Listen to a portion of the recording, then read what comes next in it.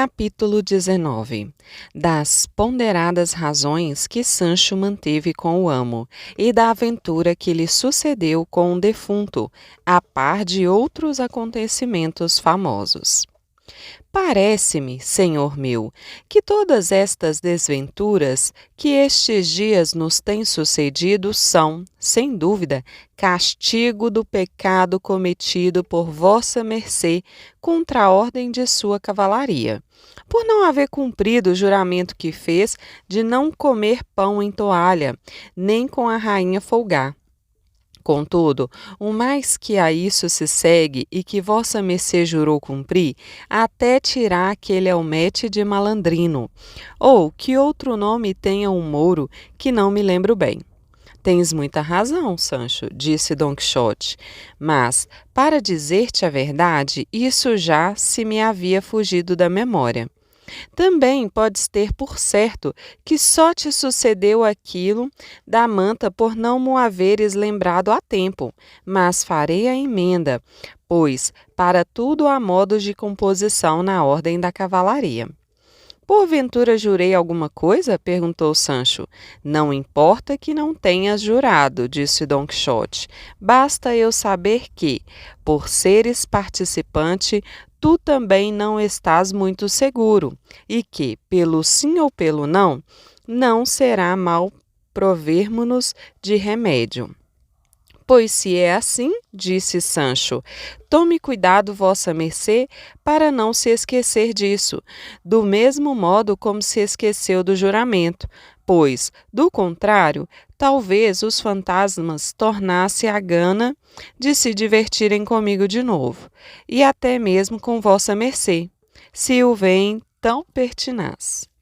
Nessas e noutras conversas, o surpreendeu à noite no meio do caminho, sem terem nem descobrirem onde pernoitar, e o pior é que pareciam de fome, pois, com a falta dos alforjes, lhes faltou toda a despensa e matalotagem. E para acabar de confirmar essa desgraça, lhe sucedeu outra aventura que, sem artifício algum, verdadeiramente assim lhes pareceu. E foi que a noite se cerrou com bastante escuridão. Apesar de tudo, prosseguiram caminhando, crendo Sancho que, sendo aquela a estrada real, e a 1 ou 2 léguas, com boa razão deveriam encontrar nela alguma venda. Indo ambos assim pela noite escura, o escudeiro faminto e o amo com ganas de comer, viram surgir na mesma estrada, vindo em sua direção, grande número de luzes, que antes pareciam estrelas a mover-se. Pasmou Sancho ao avistá-las, e não foi menor a surpresa de Don Quixote, tendo aquele sofreado o asno pelo cabresto, e este o rocim pelas rédeas, quedando-se ambos parados a mirar atentamente o que poderia ser aquilo. Viram que as luzes se acercavam deles e, quanto mais perto, maiores pareciam. Ante aquela visão, principiou Sancho a tremer como um azouguado, e a Don Quixote se lhe eriçaram os cabelos da cabeça. Então, reanimando-se um pouco, ele disse: Esta, Sancho, sem dúvida, deve ser uma grandíssima e perigosíssima aventura, na qual será preciso que eu mostre todo o meu esforço e valor. Desventurado de mim, respondeu Sancho, se acaso for esta uma aventura de fantasmas, como já se me afigura, onde haverá costelas que a suportem? Por mais fantasmas que sejam, disse Don Quixote, não consentirei que toquem o pelo da roupa. Pois, se da outra vez se divertiram contigo, foi porque não pude saltar as paredes do curral. Mas agora estamos em campo raso, onde poderei esgrimir minha espada como bem quiser. E se o encantam e paralisam, como da outra vez o fizeram, disse Sancho, que adianta estar ou não em campo aberto? Apesar de tudo, replicou Don Quixote, te rogo, Sancho, que tenhas bom ânimo e a experiência te há de mostrar o que tenho. Hei de ter, sim, se Deus quiser, respondeu Sancho. E apartando-se os dois para um lado da estrada, tornaram a mirar atentamente as luzes que caminhavam, a ver se atinavam com o que podia ser, e, dentro em pouco, descobriram muitos encamisados, cuja visão apavorante acabou de esfriar o ânimo de Sancho Pança, que começou a bater os dentes como quem sente o frio da febre quartã. E mais ainda cresceu aquele bater de dentes quando viram distintamente o que era, reconhecendo cerca de 20 encamisados, todos a cavalo, com tochas acesas nas mãos. Atrás deles vinha uma liteira coberta de luto, seguida de outros 6 a cavalo, enlutados até aos pés das mulas, que bem se via que o eram, e não cavalos, pelo sossego com que caminhavam. Iam os encamisados conversando entre si em voz sussurrante e lastimosa. Tão estranha visão, a tais horas e em tal ermo, bastava para amedrontar o coração de Sancho, e até o do seu amo, ou pelo menos só o de Don Quixote, de vez que a Sancho lhe dera cabo de toda a coragem. Mas foi o contrário que adveio ao amo, o qual, na sua fantasia, imaginou ao vivo ser aquela uma das aventuras dos seus livros. Figurou ser a liteira uma padiola, conduzindo algum cavaleiro morto ou malferido, cuja vingança a ele só estava reservada. E, sem mais dizer discurso, enristou a lança, firmou-se na sela e, com gentil brio e elegância, se pôs no meio do caminho, por onde forçosamente teriam de passar os encamisados. Quando os viu perto, alteou a voz e disse: Detende-vos, cavaleiros, ou quem quer que sejais, e dai-me conta de quem sois, de onde vindes, aonde ides, e que levais na padiola, pois, pelas aparências, ou haveis feito, ou outros os fizeram algum desarreguizado. Sendo conveniente e necessário que eu o saiba, seja para castigar-vos pelo mal que fizestes, seja para vingar-vos do torto que vos fizeram. Temos pressa, respondeu um dos encamisados, e a venda está longe. Não podemos parar para responder a tantas perguntas, como pedes. E, picando a mula, seguiu adiante. Don Quixote ficou bastante ressentido com essa resposta e, travando-lhe das rédeas, exclamou: Detende-vos e sede mais bem criado, dai-me conta do que vos perguntei. Caso contrário, considerarei-vos todos em batalha comigo. Era a mula assustadiça e, ao sentir que lhe tomavam o freio, se espantou de tal maneira que, erguendo as 2 patas traseiras, arremessou pelas ancas o dono ao solo.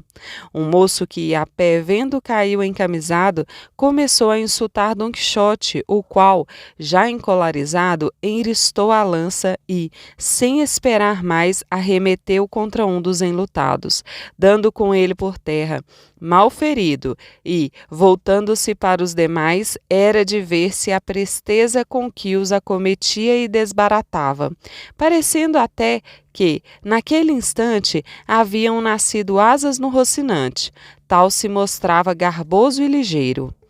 Todos os encamisados eram gente medrosa e desarmada. Assim, com facilidade, num instante, abandonaram a refrega e desandaram a correr pelo campo, com as tochas acesas, parecendo antes mascarados em correrias, numa noite de festa e regozijo. Os enlutados, revoltos e envoltos em suas roupas e sotainas, não se podiam mover. Assim, sem problemas, pôde Dom Quixote espancá-los a todos e os fez deixar o sítio malgrado seu, imaginando todos que aquilo era um homem, porém o diabo do inferno, que lhes vinha roubar o defunto que levavam na liteira. Sancho assistia a tudo admirado da intrepidez do patrão, dizendo de si para si: sem dúvida, esse meu amo é tão valente e esforçado como de si. Ardia uma tocha no solo, junto ao primeiro que caíra da mula, e à luz o pôde ver Don Quixote. Chegando-se a ele, lhe pôs no rosto a ponta da lança, estimando-o a render-se.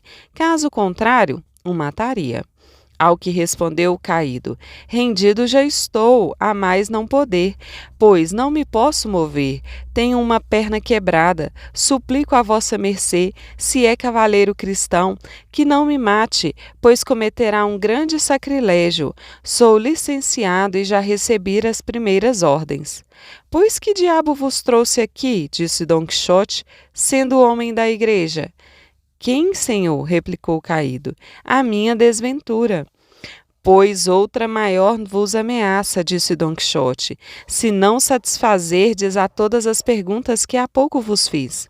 Com facilidade será vossa mercê satisfeito, respondeu o licenciado. E assim saberá que, muito embora tenha eu dito antes que era licenciado, não sou senão bacharel e me chamo Alonso Lopes. Sou natural de Alcobendas. Venho da cidade de Baeza com outros 11 sacerdotes, que são os que fugiram com as tochas. Vamos à cidade de Segóvia, acompanhando um defunto que vai naquela liteira e que é um cavaleiro que morreu em Baeza, onde foi depositado. E agora, como disse, lhe transportávamos os ossos à sua sepultura, que está em Segóvia, sua terra natal. E quem o matou? Perguntou Dom Quixote. Deus, por meio de umas febres pestilenciais que lhe sobrevieram, respondeu o bacharel. Desse modo, disse Dom Quixote, livrou-me Nosso Senhor do trabalho que me daria vingar sua morte, se outrem o tivera morto. Todavia, sendo quem foi que o matou, não há senão calar e encolher os ombros, pois o mesmo faria se me matar a mim. E quero que saiba vossa reverência que sou um cavaleiro de la Mancha, de nome Dom Quixote, e que meu ofício e exercício é o de andar pelo mundo endireitando tortos e desfazendo agravos.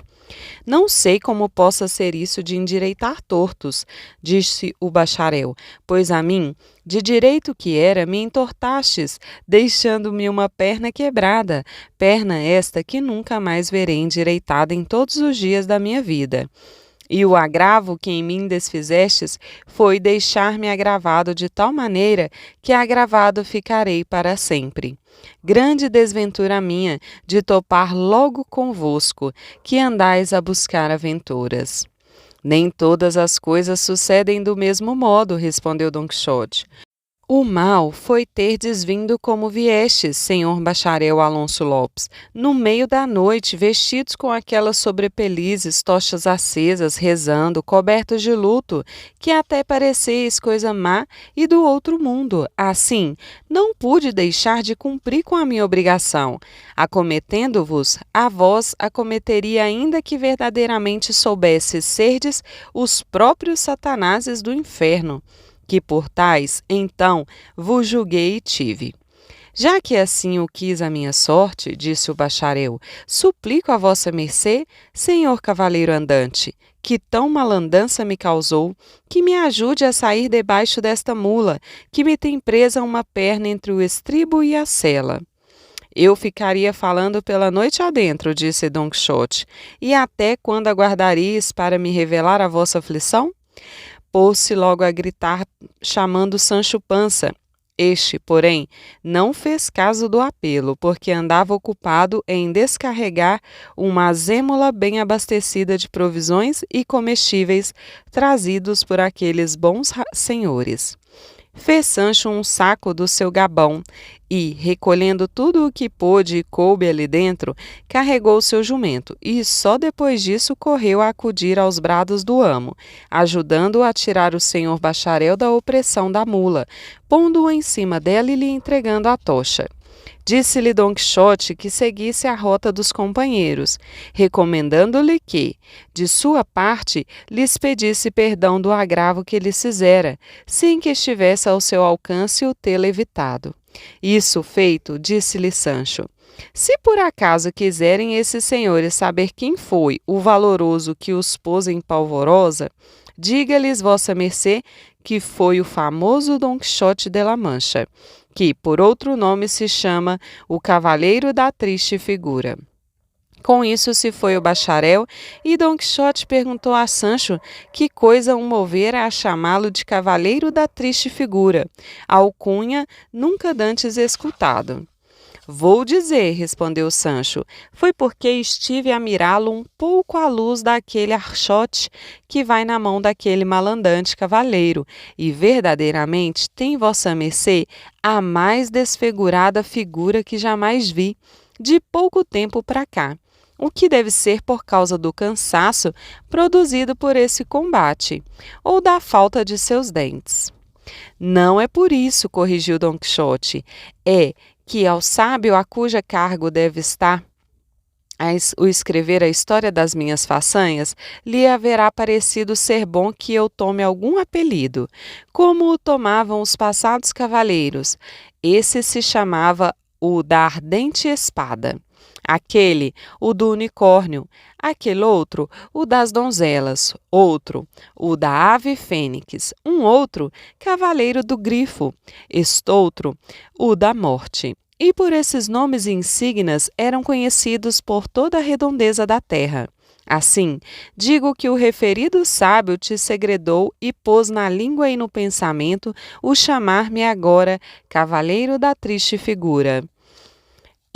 Epíteto que adotei de agora em diante, e para que melhor me calhe tal nome, resolvo mandar que se pinte no meu escudo, tão logo tenha a oportunidade, uma cara bem triste. Não vejo por que gastar tempo e dinheiro em pintar tal cara. Disse Sancho, basta que vossa mercê descubra a sua e mostre o rosto aos que o mirarem. Sem mais nem mais, e sem qualquer outra imagem ou escudo, hão de chamá-lo todos o da triste figura.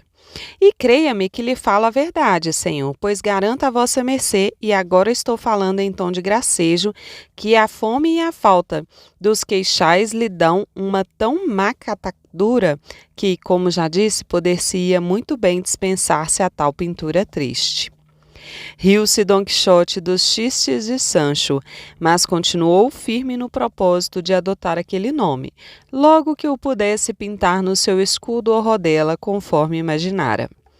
Nisto, voltou o bacharel e disse a Dom Quixote, quase me esqueci de dizer a vossa mercê, para ficar advertido de que está excomungado, por haver posto as mãos violentamente em coisa sagrada, justa ilude, se quis suadante diabolo, etc.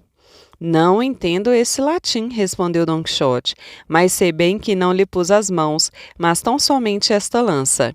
Ademais, não pensei que estaria ofendendo a sacerdotes nem a coisas da igreja, a quem respeito e adoro como católico e fiel cristão que sou, mas sim a abastesmas e aparições do outro mundo.